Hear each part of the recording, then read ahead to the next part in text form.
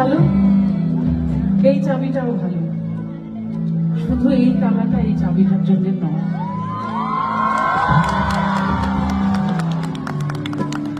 আমাদের একটাই চাওয়া ঈশ্বরের কাছে যে আমরা সবাই যাতে ভালো থাকি, সুস্থ থাকি।